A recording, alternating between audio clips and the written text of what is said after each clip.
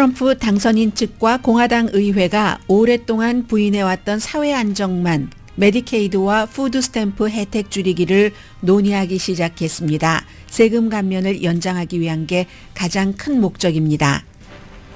사회 안전망 줄이기 정책은 일론 머스크의 정부 효율성 부처 책임자의 역할도 큽니다. 일론 머스크는 일단 해고하고 나중에 수정하자 이런 회사 경영 정책을 정부에 적용하게 됩니다. 트럼프 당선인의 관세와 세금 정책을 충실히 집행할 재무장관으로 하워드 러트닉 주식중개회사 대표가 지명될 것으로 알려졌습니다.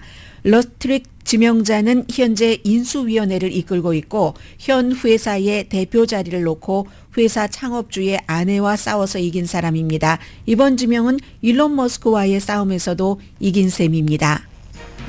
교통부 장관에는 또 다른 팍스뉴스 진행자 션 더피 씨가 발탁됐습니다. 전 연방 하원 의원이었고 팍스 프로그램에서 트럼프 대통령 당시에 논란 있는 정책들을 누구보다 방어해온 인물입니다. 트럼프 당선인은 자신도 인준될지 확신하지 못하는 맷 게이츠 법무장관 인준을 위해서 상원 의원들에게 전화 로비를 하고 있습니다. 게이츠 후보는 연방의원 신분으로 미성년자와 돈을 주고 잠을 잤다는 의회 증언도 나왔고 여러 차례 돈을 준 성매매 증거도 나왔으며 트럼프 당선인도 이 사실을 알고 있습니다. 국방장관 지명자도 성폭행 혐의를 돈 주고 무마한 사실이 드러났지만 지명 철회는 없습니다. 보건복지부 장관 지명자에 대한 여론은 엇갈립니다. 러시아가 두 손 들고 환영하고 러시아 방송이 가장 좋아하는 정보국장 지명자도 인준 여부가 불투명합니다. 불법 체류자를 비상사태 선포 후 군대가 나서서 추방한다는 계획에 이은 이민 정책은 미국에서 태어나도 시민권을 주지 않는다로 발전시킬 전망입니다. 전문직 비자나 투자 이민도 모든 절차가 까다롭고 비용이 많이 들며 거부율이 높을 것이라는 게 차기 행정부의 이민 정책에 대한 전망입니다. 바이든 대통령이 허용한 장거리 미사일로 우크라이나가 러시아 본토를 공격했습니다. 블라디미르 푸틴 러시아 대통령은 핵무기 사용 기준을 낮추는 법에 서명했지만 러시아가 핵무기를 쓸지는 알 수 없습니다. 러시아가 핵을 쓰면 러시아 국민도 죽습니다. 여러분 안녕하십니까? 오늘의 미국 강혜신입니다. 네. 이제 미국에 살고 계시는 분들도 그렇고 미국으로 이민을 오시거나 아니면 뭐 출장을 오시거나 또 미국에 요즘은 여행이 너무 쉬워서 많이 오시잖아요. 그런 분들께 이제 미국의 이 큰 이번 선거로 인한 변화는 다 어떤 그 영향을 미치는 게 분명하겠죠. 또 뭐 역이민을 가시는 분들 뭐 이런 분들도 마찬가지고 미국으로 이민 오시려고 계획하셨던 그런 분들도 마찬가지입니다. 어쩌면 뭐 가족 초청으로 이민 수속 중에 있으신 분들은 트럼프 행정부 일기 때도 그랬는데 굉장히 그 절차가 좀 지연될 가능성이 굉장히 높습니다. 오늘 맨 앞부분에는 이제 중간 섹션에서 그 같은 내용들을 전해드리고요. 앞부분에는 미국으로 만약에 이민을 오시려는 분들, 지금 이민 와서 살고 계시는 분들은 사회 안전망이 어떻게 될 것인가. 물론 지금 초기 단계이긴 합니다만은 그래도 아무것도 모르고 마음 불편하게 사는 것보다는 어떻게 진행되고 있는구나 하는 것을 따라가는 것이 맞다고 생각돼서 전해드리겠는데요. 2017년도에 만들어서 내년도에 이제 세금을 인하했었던 거, 뭐 별로 그 차이가 나지 않았을 겁니다. 보통 분들은 페이첵 받아보면. 그랬는데 그것을 더 연장하기 위해서, 물론 돈 많이 버는 사람들은 엄청나게 득이 되겠죠. 그걸 연장하기 위해서 막대한 돈이 들어갑니다. 그러면 그걸 계속 그렇게 또 10년 연장을 하고 뭐 몇 년 연장을 하고 하면은 10년 동안 정부의 빚이 4조 달러 이상이 그 세금 감면으로 추가가 됩니다. 그러면 정부 1년 예산이 6조 8천억 달러 정도가 되는데 4조 달러가 또 추가가 된다는 얘기예요. 10년 동안. 또 거기다가 뭐 팁에 대한 뭐 세금 없다 이것도 이제 공약을 해놨고 정부의 수입이 점점 줄어들게 된다는 거죠. 정부가 줄어들면 살림을 할 수가 없으니까 다른 곳에서 줄어든 수입을 또 줄여야지만 되는데 기본적으로 뭐 깨끗한 에너지에 대한 지원을 줄이기, 뭐 전기 자동차에 대한 지원을 줄인다던가 뭐 이런 것들은 반대하시는 분들도 계시지만 찬성하시는 분들도 많이 계실 겁니다. 그리고 또 트럼프 행정부에서 얘기하는 게 관세로 우리가 세금을 많이 걷는다. 미국 사람들이 내는 돈이기는 하지만 관세로 세금을 또 거둘 수도 있지만 그 같은 미국에서 수입업자가 내는 돈이기 때문에 장사가 안 되면 또 뭐 세금도 내지 못할 정도가 될 수도 있고 이건 확실하지가 않은 거죠. 경제 효과를 봐야지 알기 때문에 검증되지 않습니다.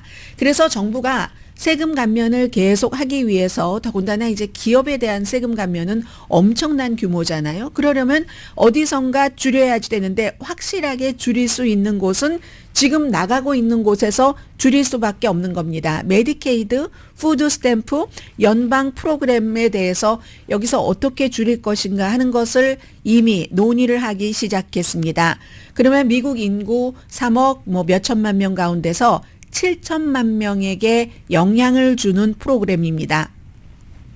어포러블 케어 액트로 메디케이드 지출이 많이 늘어났다. 이게 이제 공화당에서 굉장히 이제 불만하고 있는 점이고요. 또 이 어포러블 케어 액트로 오바마 케어로 처음 건강보험을 가져봤다. 이렇게 생각하시는 분들도 많이 계실 텐데 여기 이제 지금 포커스를 두고 있습니다. 주정부가 관리를 하죠. 그렇지만 주정부에서 관리를 해도 연방정부에서 매칭을 해주니까 그동안에 이 어포러블 케어 액트의 비용이 싼 비용을 내고 아주 좋은 그 서비스를, 의료 서비스를 받을 수 있었던 건데 이런 것. 그리고 이제 항상 사회 안전망에 대한 어떤 조정을 얘기할 때 기본적으로 그걸 받기 위한 자격으로 일을 반드시 해야지 된다. 이런 얘기는 늘 있었고 이건 이제 민주당이나 공화당 행정부에서 다 어느 정도 시행을 하고 있는 점입니다. 그런데 그걸 이제 어느 정도 더 까다롭게 하느냐가 문제가 되겠죠. 스냅이라고 불리는 푸드 스탬프. 이것은 지난 몇 년 동안은 좀 혜택을 늘리도록 했는데 이걸 이제 혜택을 더 줄이고 그리고 식품도 뭐 지금은 규제가 그다지 많지는 않다죠. 익히지 않은 것이면 무엇이든지 살 수 있는데 이것도 품목을 굉장히 제한을 하고 또 더군다나 푸드 스탬프도 일을 해야지만 되고 여러 가지를 지금 검토를 하고 있는데 이 모든 사회 안전망에 대한 것들이 프로젝트 2025라는 보수적인 띵크탱크 헤리티지 재단에서 트럼프 그 당선인 임기 2기에 이렇게 해야지 된다 하고 미리 다 공표가 됐던 거고 오늘의 미국에서 많이 말씀드렸던 것을 지금 이제 공화당이 이것을 이제 논의하기 시작했다. 연구하기 시작했다. 공화당이 아주 오랜 동안 메디케이드나 그 푸드 그 스탬프를 줄인다는 것 이거 부인해 왔습니다. 그런데 지금 이제 이미 시작을 했다는 거예요.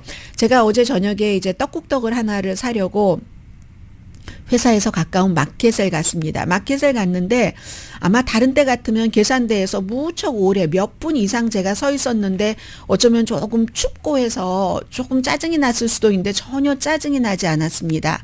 그 앞에 두 분께서 제 생각에는 그 푸드 스탬프 카드를 쓰신 것 같았는데 그거로 뭔가를 계산을 하는데 돈이 모자라는 거예요. 그랬더니 계산대에 있는 젊은 청년인데 그 코리안 아메리칸이 아닌 것 같았습니다. 한국말 전혀 되지 않고 그냥 기계적으로 일하면서 어른들이 뭔가 물건을 사셨는데 식품이에요. 돈이 모자란다는 거예요. 그러니까 이제 두 분이 아니 이게 왜 그래? 6달러가 거기 남아있는데 왜 6달러가 남아있는데 모자라는 거야? 하면서 그냥 열심히 또 계산을 하는 거예요.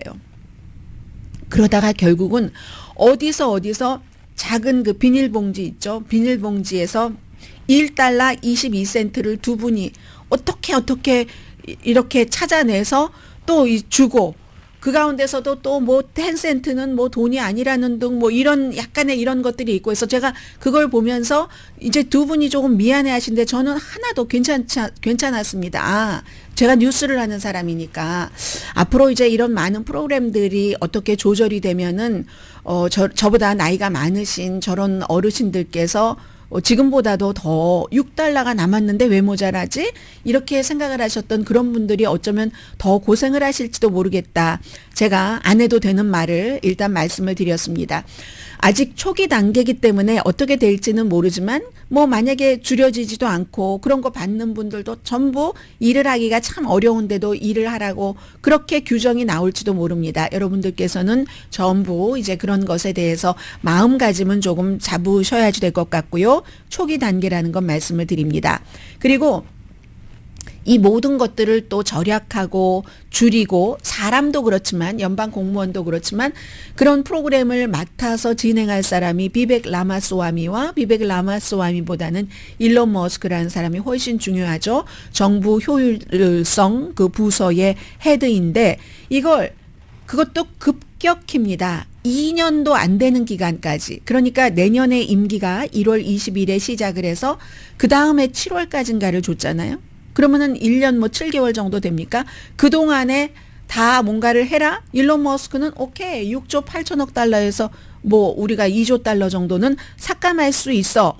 이렇게 되면은 얼마나 많은 곳에서 많은 것이 없어져야지 되는가. 그런데 물론 미국이 지출을 삭감하던 수입을 늘리던 둘 중 하나는 해야지 됩니다. 미국이라는 나라가 지금 정부의 빚이 뭐 2007년보다 훨씬 증가해서 2007년도에는 뭐 GDP의 35%였는데 지금은 이제 GDP의 거의 100%에 가까워지고 연방 적자가 뭐 얼만큼이나 많고 그렇기 때문에 어떻게든 줄여야지 되는 건 줄여야지 되는 겁니다. 그런데 부자에 대한 세금은 늘리고 가난한 사람에 대한 도저히 일을 할 수 없는 사람이랄지라도 그런 그 사회복지 같은 것은 줄이고 이렇게 지금 뭔가를 맞춰 나간다는 얘기입니다. 그리고 6조 8천억 달러에서 일론 머스크가 말하는 것처럼 2조 달러를 줄이려면요. 이미 있는 빚에 대한 이자는 물어야지 되죠. 그리고 지금까지 여러 가지 꼭 정부가 지출해야지 될 것을 빼면은 25% 1조 8천억 달러가 남습니다. 2조 달러를 줄인다고 했는데 나머지 1조 8천억 달러를 가지고 우리가 그 반 정도는 9천억 달러는 국방비에 쓰이잖아요. 그거 줄이기 원치 않습니다. 트럼프 당선자. 그럼 교통, 교육, 무슨 과학, 국립공원 모든 것에 그 할당하는 게 지금 9천억 달러밖에 안 남습니다. 그래서 여기서 가장 정확하게 이 정도는 되겠다 하는 것들이 결국은 메디케어 연령을 65세에서 67세로 연기를 하고 그리고 그러면은 뭐 1년에 이것도 완전히 시행하는데 12년 정도가 걸리고요. 뭐 1년에 한 2개월씩 늦추는 겁니다. 한꺼번에 다 이럴 수는 없으니까.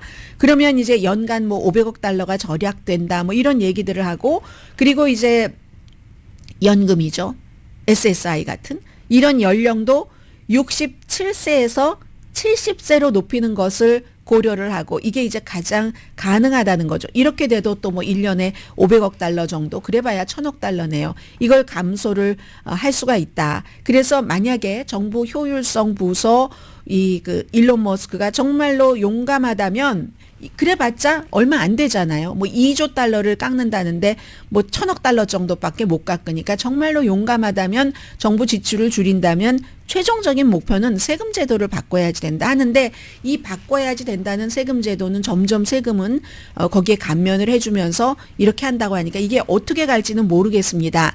그렇기 때문에 오늘 아침에 그 뉴욕타임스를 보니까 일면에 저는 이거 며칠 전 주말에 읽었던 것 같은데요. 온라인에서 그걸 이제 일면에 탑뉴스로 내놨는데 정부 효율 부서를 어떻게 일론 머스크가 운영해 갈 것인가. 이제 이게 미국의 경제적인 앞으로의 그림입니다. 트럼프 대통령이 돼서 4년을 그 자리에 있을 것이고 또 본인의 레가시나 본인이 하려고 했던 것을 그 다음 사람에게 트럼프만 임기 1기를 했고 바이든만 임기 1기를 했지 거의 8년 정도를 하잖아요. 한 당에서. 그러니까 이게 트럼프가 나가고도 JD 벤스라든가 다른 사람이 또 공화당이 대통령이 된다면 미국의 경제적인 뭐 사회보장이나 세금 정책 시스템은 앞으로도 이렇게 갈 것이다. 이게 미국에 살고 있는 사람이나 미국으로 이민을 오려는 사람이나 미국에서 다른 나라로 역이민을 가는 사람에게 모두 해당되는 건데요. 이 모든 것을 담당할 일론 머스크가 일단 기본적으로 줄여놓고 나중에 문제 생기면 그때 막아보자 하는 스타일이다. 그 스타일을 정부에 그대로 적용을 한다는 게 오늘 그 뉴욕타임스의 기사입니다. 예를 들어서 너무 적게 삭감하는 것보다는 너무 많이 투머치 삭감하는 것을 일론 머스크가 X나 뭐 테슬라나 스페이스X 이런 모든 회사에서 적용을 했다는 거죠. 그래서 트위터 직원의 4분의 3을 들어가자마자 해고를 했었죠. 8,000명 가운데서 1,500명만 남기고 직원이 이제 막 반발하고 하면 그럼 즉시 그래 나가. You fired. 이렇게 했었던 건 53살입니다. 일론 머스크가 이 사우스 아프리카에서 태어나서 엄마가 있는 캐나다에서 미국으로 와서 미국 대학교에 뭐 스탠포드에 들어간다고 하고 등록은 하지 않고 바로 이제 사업을 했죠. 사업을 할 때 그때 처음에 그 돈을 아끼려고 아파트먼트 아끼려고 회사에서 잠을 잤고요. 그리고 근처에 YMCA가 있었답니다. 거기 가서 샤워하고 그렇게 일했었던 사람이에요. 그리고는 이제 많은 그 회사 이제 트위터로 우리가 알고 있는 이 X에서 아주 그 무자비하게 이렇게 사람들을 해고하고 했었던 이 일론 머스크는 트위터 X에서 이런 삭감을 하기 전에 지난 30년 동안 굉장히 그 지출 삭감에 아주 열심인 그런 사람이요. 그래서 그 같은 지출 삭감의 전략을 잘 아는 17명의 전 현직 이 일론 머스크와 같이 일한 사람을 인터뷰를 해서 그럼 정부에서는 어떻게 할 것인가 하는 것을 보여주는 그런 기사였습니다. 굉장히 냉정하기 때문에 뭔가를 삭감할 때 전혀 다른 사람 시선 같은 것 고려하지 않고 미안해하지도 않는답니다.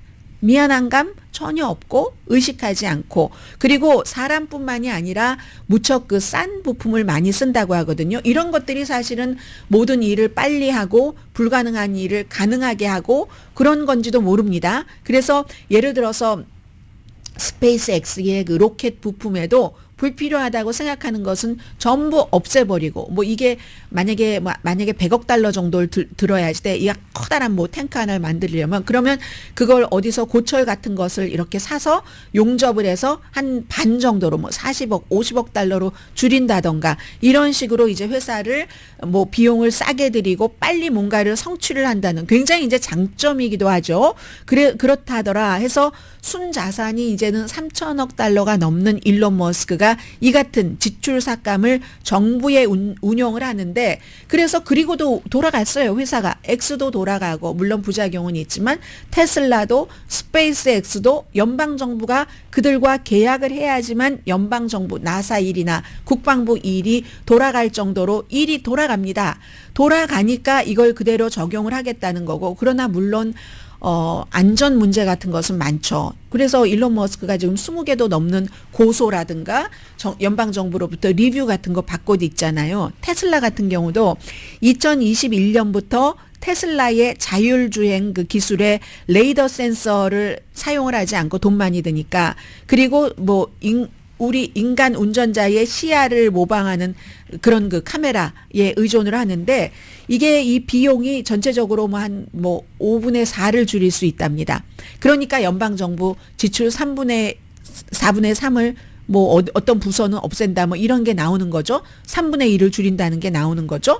그런데 비슷한요. 웨이모, 로스앤젤레스에 다니는 택시 있죠. 사람 없는 그런 택시, 웨이모 같은 이런 뭐 자율주행차 다른 기업은 카메라, 당연히 인간의 시야와 비슷한 카메라도 넣지만 그 레이더 센서도 넣고 때로는 무슨 뭐 그것보다 더한 것까지 넣어서 운영을 하는데 테슬라 같은 경우는 그렇게 하는 것을 거부하고 비용을 줄인다는 거죠. 그래서 사고도 사실은 많이 나고요. 사고 피해자나 피해 가족들이 얘기하는 게 테슬라의 이 같은 기술이 예를 들어서 스탑 신호 같은 것 이런 것들 그리고 어떤 장애물 같은 것을 인식하지 못해서 우리가 가족이 숨지고 부상했다 해서 수많은 지금 소송이 있습니다. 그럼 여기에 대해서 일론 머스크는 뭐라고 얘기하냐면 그게 실제로 인간이 운전을 하는 방식이야. 뭐 인간이 하나 뭐나 하나 마찬가지인데 뭐 이렇게 그냥 답변을 하거든요. 그리고는 이제 트위터 같은 데서 직원의 4분의 3을 해고를 했습니다. 그리고 나서 도저히 안 되니까 또다시 일부를 고용을 하죠. 또 4월 달에는 그 충전소, 전기자동차 충전소를 만드는 테슬라 사업부 직원 500명을 하루아침에 다 해고를 했습니다. 하루아침에 해고를 하고 나서 그 뒤에 이제 몇 주일 만에 다시 고용을 합니다.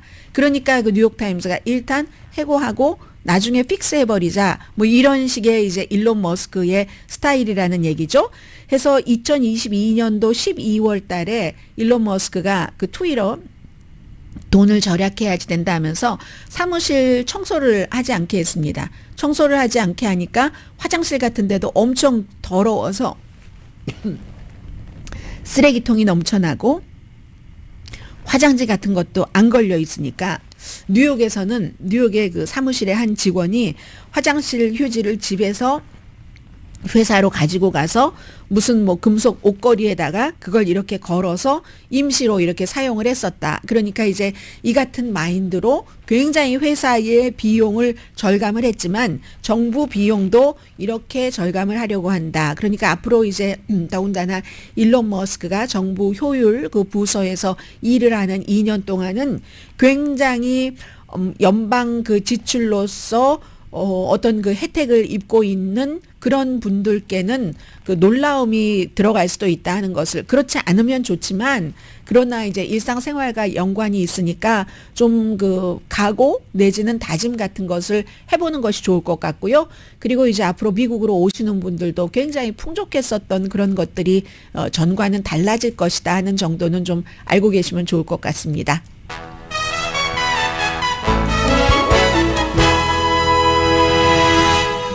오늘의 미국은 전문가가 추천하는 이민법, 가정법 전문 재인정 종합법률사무소, 총 20억 달러 승소, 교통사고와 상해 전문 브라이언 타필라와 CG 변호사 그룹, 집이용자, 홈에퀴리 라인업 크레딧, 급한 하드머니도 정말 쉽게 잘하는 융자 나라, 유한 건강생활 전 제품과 화장품을 추수감사절 맞이 1+1 세일하는 셀리온 공동펀입니다. 그런데요, 연방정부가 무엇을 어디서 어떻게 줄이든지 부자들은 별 상관이 없습니다. 그러나 이제 국가가 어떠한 이유에서든 본인이 능력이 없던, 게으르던, 운이 없던, 열심히 해도 안 되던 정부의 보조를 받아야지 되는 그런 분들께는 참 그 추운 겨울이 올 가능성이 높다 하는 것 말씀을 드리고요. 잠시 뒤에는 이민에 관해서보다는 또 너무 중요한 게 이제 재무장관인 거죠. 재무장관 그 지명자 이제 지명을 할 것 같아요. 그런 부분에 대해서 좀 말씀을 드리는 게 나을 것 같네요. 그리고 이 재무장관 지명자는 개인적인 스토리도 정말 놀라운 스토리를 많이 갖고 계신 분이고요. 잠시 뒤에 뵙겠습니다. 라디오 서울 방송 오늘의 미국 듣고 계십니다. 네, 아직 발표는 안 나서 하도 이 트럼프 당선자는 또 막판에 마음을 뒤집는 경우도 있어서 이거 틀리면 어떡하죠? 재무장관 지명자가 러트닉이라고 하는 게 맞겠네요. 네, 이분인데 이분은 지금 그 트럼프 당선인의 공동 인수위원회의 위원장입니다. 한 사람은 이제 중소기업청장을 전에 했었던 사람이고 거기에 이제 그 아들들 입김이 큰 거죠. 큰 아들, 작은 아들이 들어가 있는데 캔터 피츠저럴드라는 그런 그 금융 서비스 회사죠. 뭐 채권도 사주고 주식도 사주고 뭐 이런 회사. 이 회사의 특징은 사람이 하는 것도 많지만 그 시스템적으로 해서 괜찮다고 하고 그리고 이제 친인척들을 많이 이제 그 고용을 하고 아름으로요 친구 이렇게 일하는 그런 회사입니다. 이분의 그 하워드 그 러트닉이라는 재무장관 지명자의 현재 자산이 뭐 한 15억 달러 정도 된다고 하는데 사실은 여러분들께서 이름은 기억하지 못하신다 할지라도 미국에 살고 계시는 분들은 텔레비전 관심이 있으셨던 분들은 9.11 사건 이후에 엄청 유명해진 분이에요. 날마다 한 3년 정도는 텔레비전에 나와서 울면서 인터뷰하는 걸 제가 너무 많이 봤어요. 왜냐하면 이분의 그 회사가 있었던 바로 그 건물이 9.11 사태로 무너졌기 때문에 회사 직원의 3분의 2 정도는 되겠네요.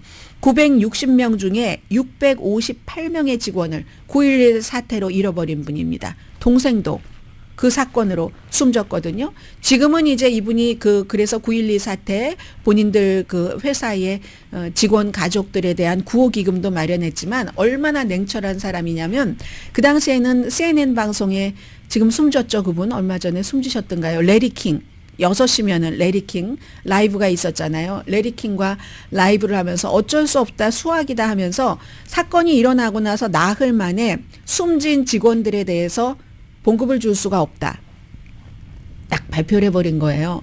그랬더니 그 가족들이 이런 냉혈한이 있어 막 난리를 치고 그러다가 이제 나중에는 뭐 회사도 잘 되고 하니까 그 가족들을 위한 기금 같은 것도 마련을 해서 자선 사업이다 하고 많이 그렇게 하고 있는 그런 상징적인 인물입니다. 그리고 그 700여 명의 봉급 중단을 발표를 했잖아요. 9월 11일 날 그 사건이 있었는데 9월 15일에 실종되거나 사망한 사람들 수학적으로 간단하다. 돈이 없다. 우리 회사가 지금 돈이 없다. 그랬다가 이제 나중에는 이제 뭐 회사 이익의 5년 동안 25%를 주고 그 가족들에게 10년 동안 건강보험은 주고 그런 것 했습니다. 그렇게 했는데 아무튼 처음에는 봉급을 안 줘서 그랬다는 얘기예요. 그리고 이분의 삶은 9월 11일 그때 많이 규정이 됐는데 본인도 숨질 뻔했어요. 그런데 그땐 젊었잖아요. 젊어서 아이가 킨더가든 가는 첫날이었습니다. 아빠가 그때 젊은 아빠가 아이를 kindergarten에 데려다 주느라고 그래서 이제 그 회사에 출근을 안 했기 때문에 이 사람은 살아날 수 있었던 사람이거든요. 켄터 그 피츠제럴드 이 본사 뭐 월드 트레이드 센터에 있었으니까요. 그 뒤에 그 9.12 공격 사건 뒤에 회사와 뉴욕을 위해서 싸우는 투사가 돼버렸습니다. 현재는 63세예요.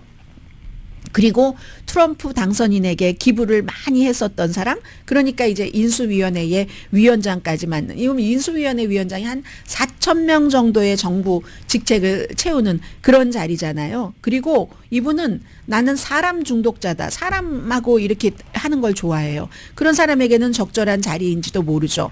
그래서 이제 그런 일을 하고 그동안 돈도 많이 기부한 대가로 재무장관이라는 직책을 맡게 됐죠. 이것도 일론 머스크가 추천한 사람이 아닙니다. 이 사람 하려고 하니까 아유 그럼 뭐 그 나물에 그 밥이잖아. 늘 똑같잖아. as usual이지 뭐가 달라 하고 다른 사람을 생각을 했는데 결국은 해서 어제 뭐 몇 분 얘기를 말씀을 드렸잖아요. 연방준비제도 이사도 말씀을 드리고 다시 이 사람으로 돌아왔습니다. 트럼프 당선자와 오랜 친구이기도 하고요.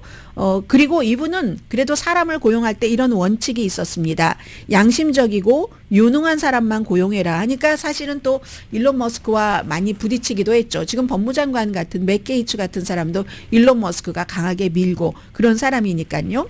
롱아일랜드 중산층 가정에서 태어났는데 처음엔 좋았죠. 뭐 미술 선생님 또 역사학자 뭐 대학 교수인가 그랬어요. 아버지가 그렇게 태어났는데 고등학교 때인가요? 16살 때 어머니가 암으로 돌아가셨습니다. 그리고 대학에 입학한 지 일주일 만에 또 암으로 고생하시던 아버지가 병원에서 아버지에게 투여해야지 되는 약에 뭐 100배를 넣었던가요? 뭐 이렇게 해가지고 아버지가 돌아가셨습니다. 그래서 형인가 동생인가와 본인만이 이제 이렇게 너무너무 친하게 우주에 그냥 뚝 떨어져 있는 것처럼 사람들의 배신 같은 것도 많이 느꼈고 그런데 가족의 친구가 바로 켄터 그 피츠제럴드의 그 국채를 그 당시에 많이 다뤘어요. 이 회사가 거기에 취직을 시켜줬습니다. 취직을 시켜줬는데 사장이 버니 켄터예요. 버니 켄터가 이 젊은 청년이 일을 잘하니까 호감이었겠죠. 그래서 너무너무 일을 잘해서 한 1억 달러 정도를 벌었어요. 짧은 시간 내에. 그랬더니 이 켄터가 이 지금 재무장관 지명자에게 호감을 느꼈고 또다시 1억 달러를 버니까 좋아했고 사랑했고 그리고 세 번째로 또 1억 달러를 버니까 야, 너 우리 가족이야 해서 29살 나이에 결국은 회사의 사장이 됐거든요. 사장이 되는데 이 사장이 될 때도 어떤 싸움을 거쳤냐면 이 켄터가 회사의 소유주가 이제 말기 그 암으로 막 앓게 되자 아내예요. 이 아내와 결국은 이 지금 재무장관 지명자가 회사를 갖고 회사 지배권을 갖고 심각한 분쟁을 겪었습니다. 그리고 이겼죠.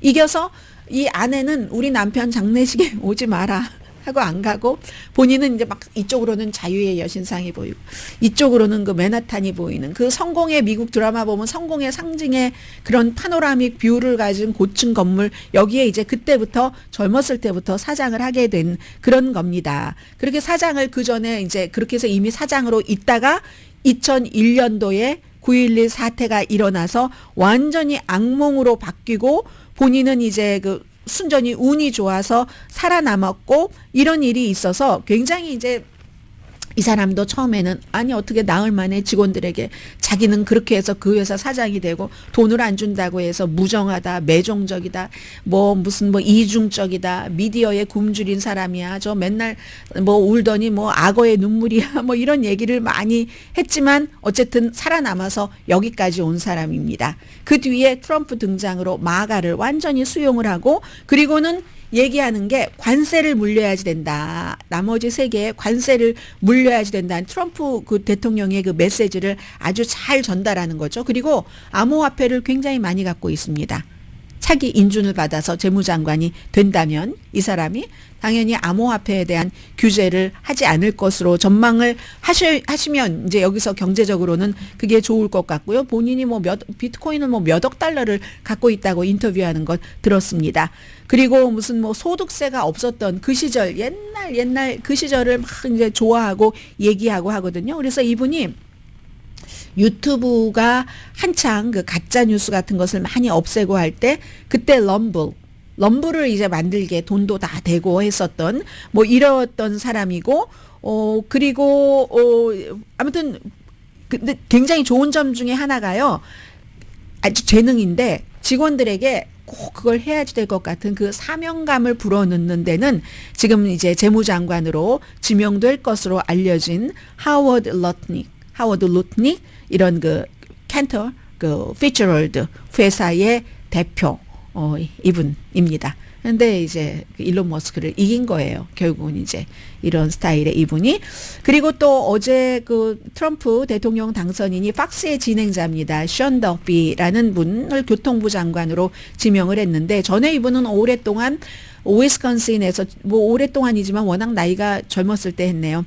위스콘신에서 연방 하원 의원을 했고 지금 53살이거든요. 팍스 그 비즈니스에서 바텀 라인이라는 공동 그 프로그램을 공동으로 진행하고 있고 그리고 와이프가 누구냐면 그 국방장관 지명자인 지금 그 피트 그 헉세트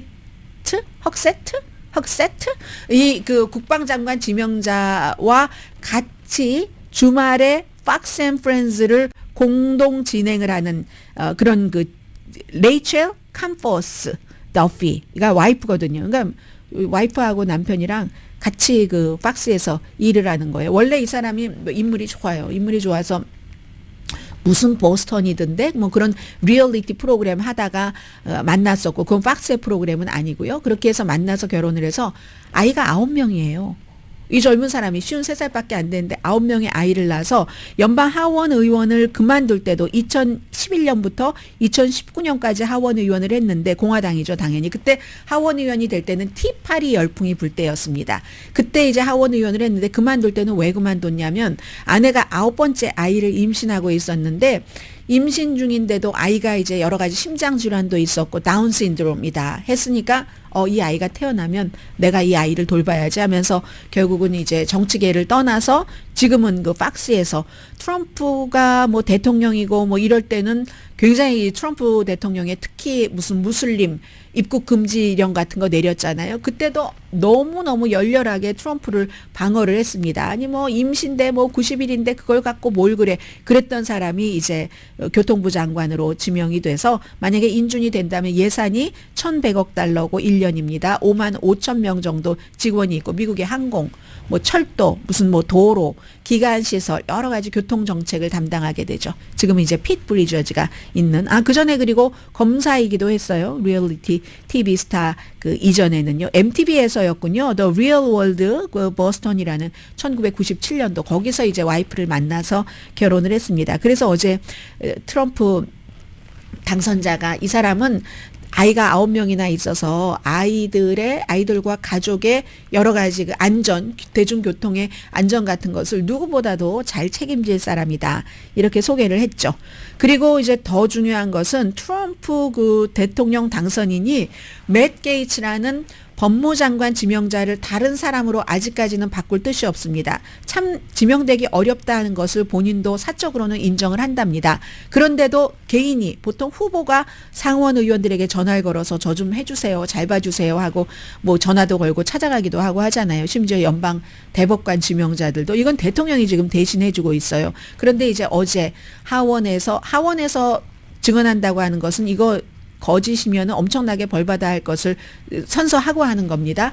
2명의 여성이 내가 맥 게이츠로부터 돈 받고 뭐 성관계 가졌다. 그리고 나뿐만이 아니라 17살 뭐 내 친구였는데 지금은 다 20대죠. 내 친구였는데 그 친구와 아주 그런 파티들 미국 사람들 많이 합니다. 실제로. 그 드라마에 나오는 게 사실입니다. 뭐 섹스 파티인 거예요. 집에서 화려한 집에서 수영장 있고 마약 막 여기저기 놀려 있고 그런 파티에서 내가 이렇게 수영장 옆에 지나가는데 내 친구 17살 고등학생이었는데 같이 섹스하고 있더라. 그때 그 사람이 2017년도에 연방 하원 의원이었다. 이런 증언도 했고요.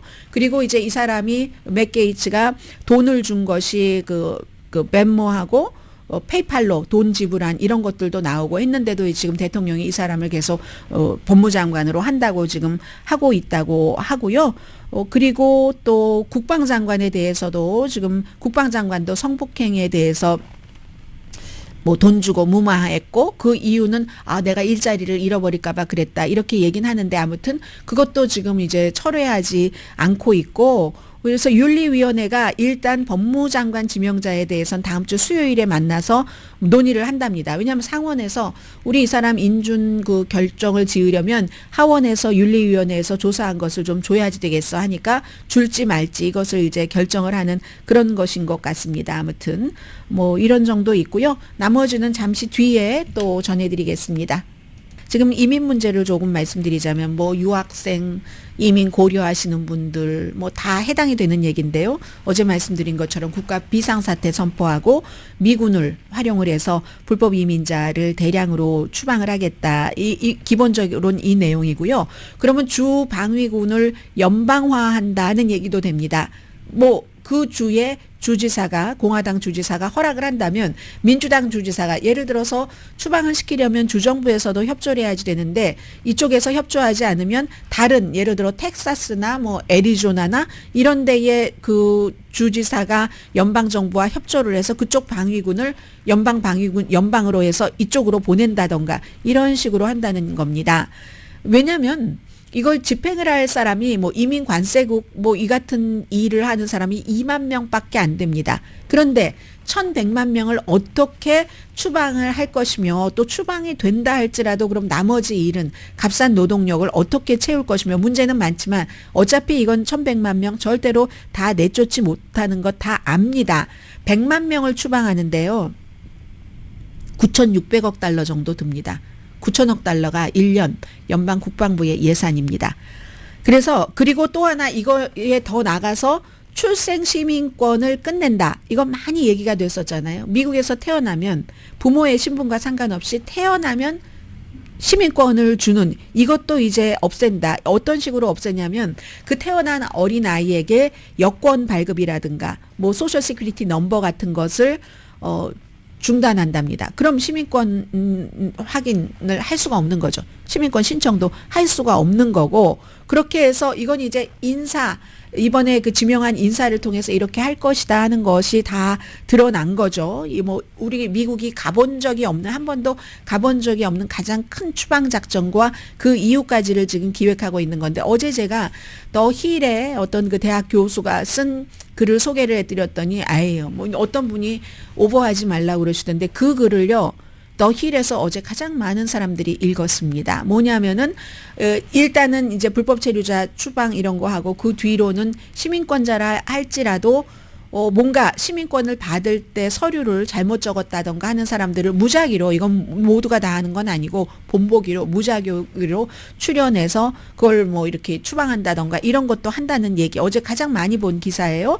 그래서 이제 미국 시민자유연맹이 지금까지와 이제 다른 방식이니까 일단 이 이민 계획을 뭐 비인도적이다 하면서 여러 가지 그 디테일한 계획을 내놔라 이렇게 고소를 했고요. 이민 관세국을 고소를 했습니다. 트럼프 행정부가 4년 동안 추방한 사람이 150만 명을 추방했습니다. 그리고요. 바이든 행정부도 마찬가지입니다. 2월 달까지 110만 명을 추방을 했으니까 그러니까 이제 12월까지 다 합치면 아마 트럼프 행정부에서 추방했었던 것과 비슷한 150만 명 정도를 추방을 하게 될 것 같습니다. 그래서 기본적으로는 그 사람들 뭐 예를 들어서 뭐 국경자르라든가 스티븐 밀러가 아주 중요하죠. 정책 관련 뭐 부비서실장인가 부국장인가 하는 이런 그 스티븐 밀러가 미국인만을 위한 미국을 만들 것이다. 이렇게 얘기한 거죠. 그래서 H1B 비자 같은 경우요. 이거 뭐 전문직이죠. 이런 사람들이나 L1 다국적 기업, 뭐 이제 미국에 누구를 파견할 수 있도록 하는 그런 비자, 이런 취업 비자의 거부율이 굉장히 높아질 것이고, 그리고 이렇게 받기 위해서 증명 서류도 무척 많아질 것이다 하는 얘기입니다. 이건 지난번에 트럼프 행정부 1기에서도 그랬거든요. 이 같은 비자를 받는데 평균 대기 시간이 그 전에 행정부에 비해서 46%가 늘어났습니다. 그러면 기간도 길어지고 비용은 더 든다는 얘기인데, 그렇게 해서 이제 바이든 행정부에서 조금 이걸 느슨하게 풀어놨는데 다시 이제 조인다. 그러나 임기 1기 때보다 더 조인다 하는 얘기거든요.